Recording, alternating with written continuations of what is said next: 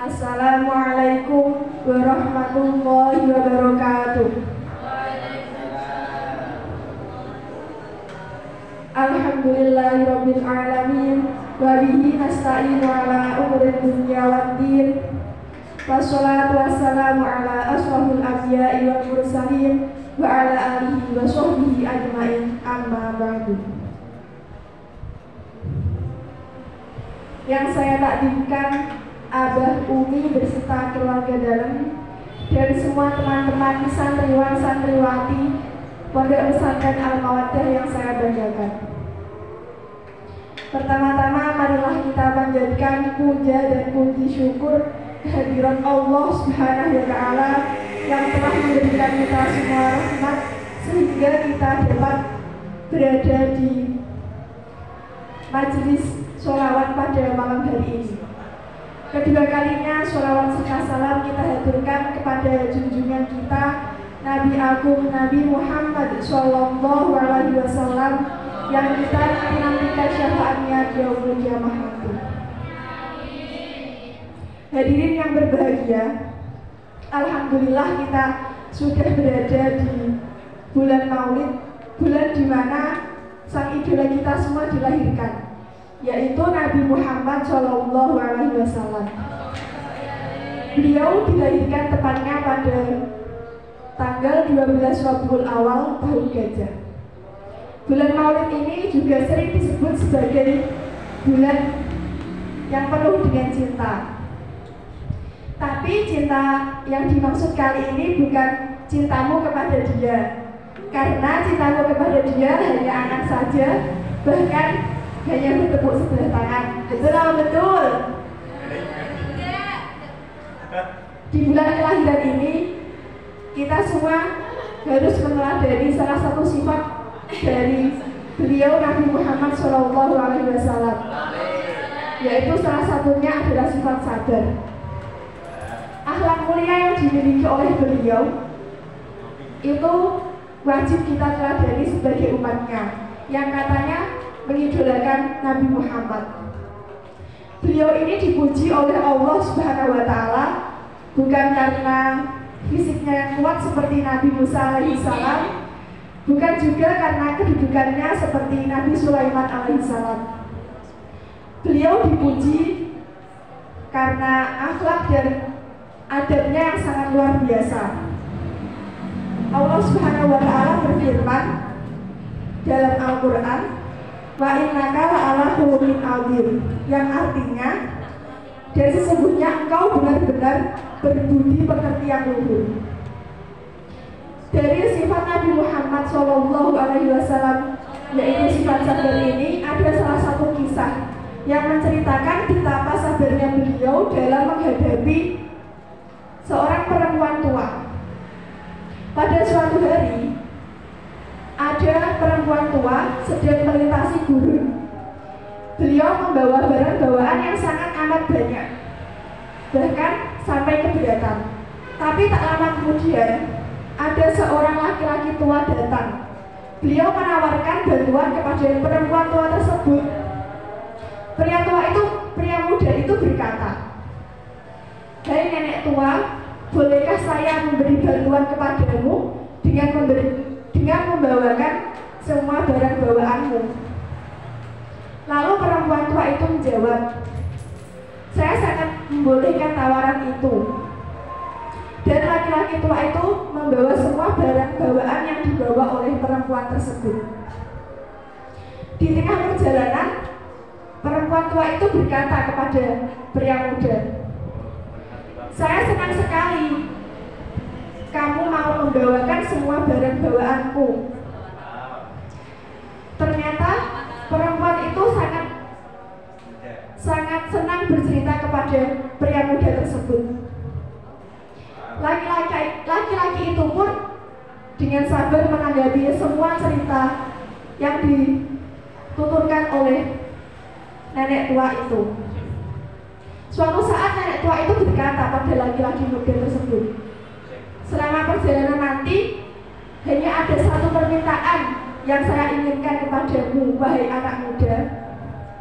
Ada yang tahu permintaannya apa? Apa Mbak Uli?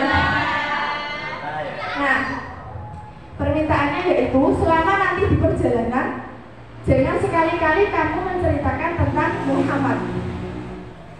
Gara-gara dia, tidak ada lagi kedamaian dalam diri saya, dan saya sangat terganggu dengan kehadirannya. Orang itu yaitu Nabi Muhammad benar-benar membuat saya kesal. Saya selalu mendengar nama dan reputasinya dimanapun saya pergi. Dia dikenal dari keluarga dan suku yang terpandang, tapi pemikirannya berhasil memecah belahkan semua orang yang ada di sini. Beliau mengatakan bahwa Tuhan hanya ada satu. Dia menjerumuskan semua orang yang lemah, orang-orang miskin, dan budak-budak. Mereka semua berpikir dengan dia mengikuti ajarannya Nabi Muhammad, mereka semua akan mendapatkan kekayaan, mereka semua juga akan mendapatkan kebebasan. Tidak hanya itu, tetapi Muhammad juga sudah merusak pemikiran anak muda dengan mengatakan bahwa suatu saat nanti ada satu tujuan yang bisa diraih. Jadi anak muda, jangan sekali-kali nanti kamu berbicara tentang Nabi Muhammad. Jadi nenek tua itu selama perjalanan sudah sangat mewanti-wanti oleh pria muda tersebut, jangan sampai kamu membicarakan Muhammad. Sesampainya di tujuan, pria itu menurunkan semua barang bawaan nenek tua tersebut. Dan wanita tua itu menatap laki-laki itu dengan senyuman, lalu berkata, "Hei anak muda, terima kasih kamu sudah berkenan membawakan semua barang bawaanku. Saya sangat jarang menemukan kemurahan hati dan senyuman seperti engkau. Biarkan sebelum saya dan kamu berpisah, ada satu nasihat yang ingin saya katakan kepadamu. Jangan pernah kamu memikirkan untuk mengikuti ajarannya Muhammad. Karena jika kamu nantinya mengikuti ajaran Nabi Muhammad, kamu akan mendapatkan kesengsaraan dan tidak ada kebahagiaan dalam dirimu." Ketika laki-laki itu berpamitan kepada nenek tua tersebut, nenek tua itu berkata pada laki-laki itu, "Hei anak muda, sebelum kita berpisah, bolehkah saya tahu namamu?" Dan laki-laki itu pun menjawab. Dan begitu takjubnya nenek tua itu, beliau mengatakan, "Coba ulangi sekali lagi. Apakah saya tidak salah mendengar jika tadi kamu mengatakan Muhammad?" Kelihatannya itu sangat lucu sekali. Dan Nabi Muhammad pun mengulangi jawabannya, "Ya, saya Muhammad yang engkau selama perjalanan tadi bicarakan. Itu adalah saya." Tak lama kemudian, nenek tua tersebut pun langsung mengucap syahadat, "Asyhadu alla ilaha illallah wa asyhadu anna Muhammadar Rasulullah." Dan seketika nenek tua tersebut masuk Islam. Dari kisah tersebut, ada satu sifat dari Nabi Muhammad yang bisa kita semua teladani, yaitu sifat sabar. Sifat sabarnya beliau dalam menghadapi perempuan tua, dan beliau tetap sabar mendengarkan ocehan nenek tua itu, sedangkan yang dibicarakan itu adalah dia. Jadi kita semua di sini yang mengidolakan Nabi Muhammad, apakah level kesabaran kita sudah setara dengan Nabi Muhammad? Sudah apa belum? Nah, dilihat dari segi sabar saja, kita masih sangat jauh sekali. Jika diibaratkan, tingkat kesabaran kita itu setipis jembatan Shiratul Mustaqim, yaitu sehelai rambut dibagi menjadi 7. Betul sekali. Mungkin kesabaran kita bisa satu tingkat di atas Nabi Muhammad, yaitu perihal dalam, ada yang tahu? Ya, betul.